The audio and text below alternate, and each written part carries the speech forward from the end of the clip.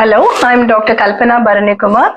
I'm a pediatrician and neonatologist at Meridian Hospitals, Kolithur.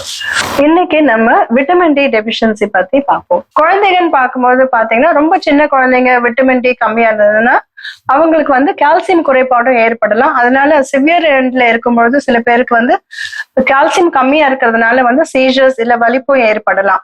இதுக்கு அந்த ரொம்ப சின்ன குழந்தைங்களுக்கு இந்த மாதிரி வலிப்போடு பிரசன்ட் பண்ணும்பொழுது அவங்களுக்கு கண்டிப்பா vitamin D calcium level check பண்ணி பார்க்கணும். ஏன்னா இதை எளிதா நம்ம மருந்துகள் மூலம் ட்ரீட் பண்ண முடியும். ரெண்டாவது நாள்பட விட்டமின் டி குறைச்சலா இருக்கிற குழந்தைங்களுக்கு, வளர்ற குழந்தைங்களுக்கு குறையும் பொழுது என்ன ஆகும்னா போன்ஸ் சீரா வளராது, ஸ்ட்ராங்கா வளராது.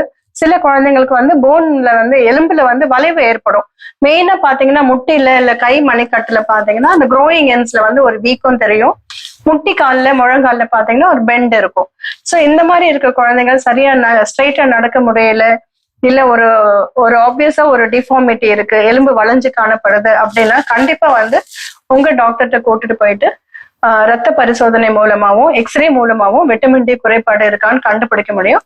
இப்படி கண்டுபிடிச்சா அதுக்கான தகுந்த சிகிச்சை அளிக்கும் பொழுது விட்டமின் டியும் கால்சியம் சேர்ந்து சப்ளிமெண்ட் பண்ணும் பொழுது இவங்களுக்கு இந்த கண்டிஷனை முழுமையா ட்ரீட் பண்ண முடியும். அதுக்கப்புறம் மேற்கொண்டு நம்ம விட்டமின் டியை நார்மலா லெவல்ஸ்ல வச்சுக்கணும்னா வளர்ற குழந்தைங்களுக்கு டெய்லி சப்ளிமெண்ட்ஸ் கொடுக்கலாம்.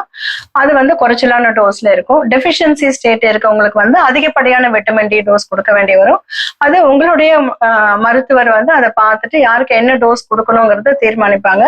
ஹை டோஸ் விட்டமின் டி கொடுக்கும்பொழுது மினிமம் 8 வீக்ஸ் 8 வாரத்துக்கு கொடுக்க வேண்டி வரும்.